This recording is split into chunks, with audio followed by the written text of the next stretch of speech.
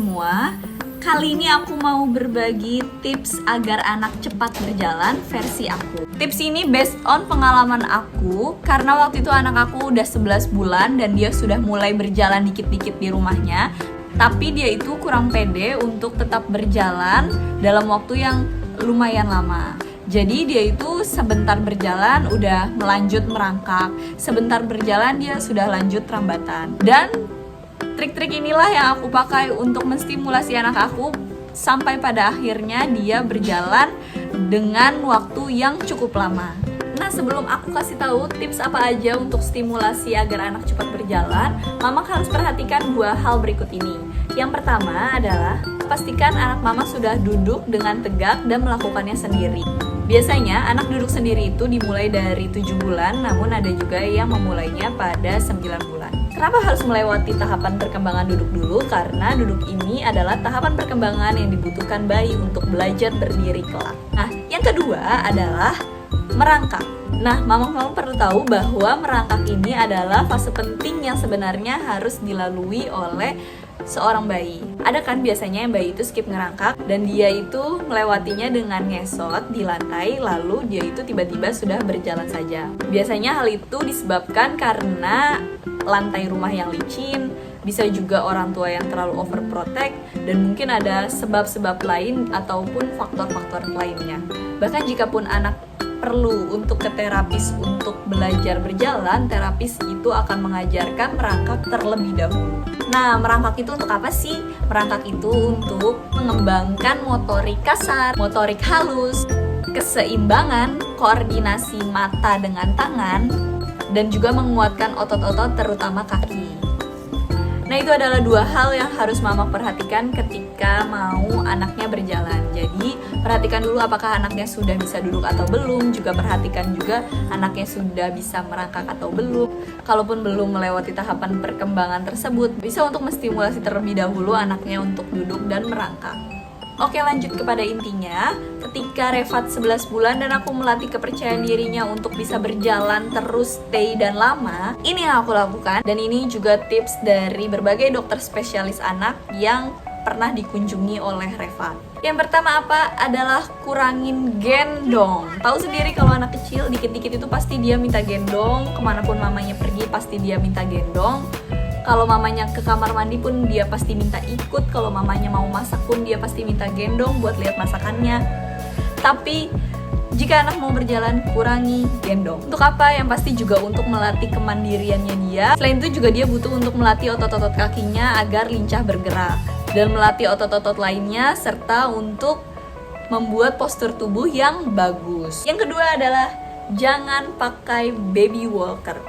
Karena apa mama semua? Karena aku pernah pakai dan ternyata anak aku itu jalannya jadi jinjit. Dan selain jinjit juga dia juga jadi kagok untuk menggerakkan otot-otot kakinya. Karena tahu sendiri kalau bayi pakai baby walker itu tuh sama sekali tidak melatih bayi untuk berjalan.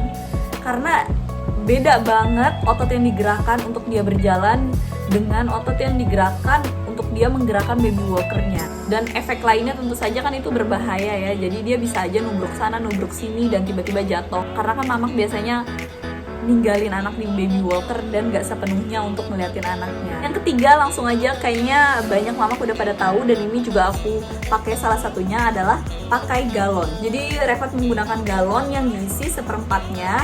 Jadi itu agak berat, gak terlalu licin untuk didorong, juga gak terlalu berat untuk didorong. Di seperempatnya dan bisa banget untuk bayi dorong agar bisa melatih dia berjalan juga. Nah, yang keempat itu adalah pakai kursi plastik. Karena biasanya anak itu suka banget buat ngerambatin perabotan, jadi aku sediain kursi plastik untuk anak mau ngedorong-dorong kursi. Nah, yang kelima, jangan sampai lupa mama semua, adalah beri apresiasi.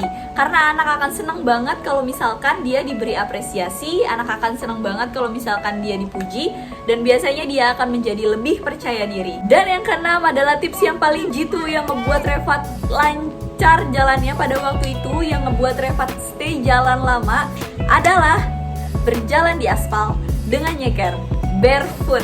Dan aku selalu keluarin Refat sore-sore atau pagi-pagi, keluar rumah aja, digang aja dia jalan di aspal, dan juga di lapangan. Jadi dia tidak pakai alas kaki. Dan itu ampuh banget ya mama semua. Mama semua juga bisa coba tips itu barefootnya di rumput. Dan tahu nggak sih mama semua kalau misalkan bayi nyeker di berbagai tekstur itu punya berbagai manfaat. Aku kutip dari salah satu dokter spesialis anak yang pernah Revat kunjungin, yaitu Dr. Andreas SPA. Di laman Instagramnya, manfaat barefoot itu yang pertama adalah menguatkan tungkai bawah dan kaki.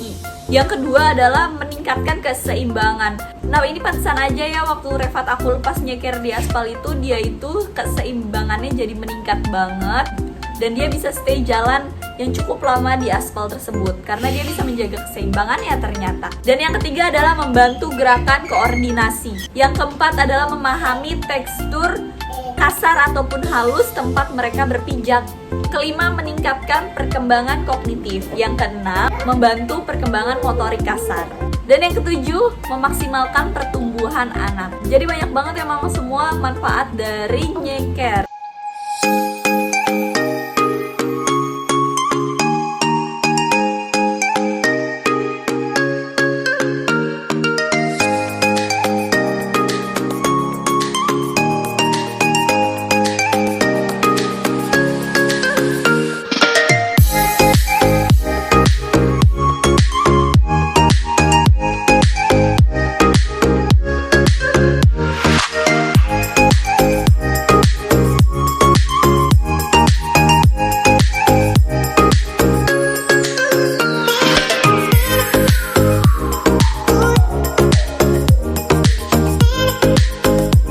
Sekian dulu tips dari aku.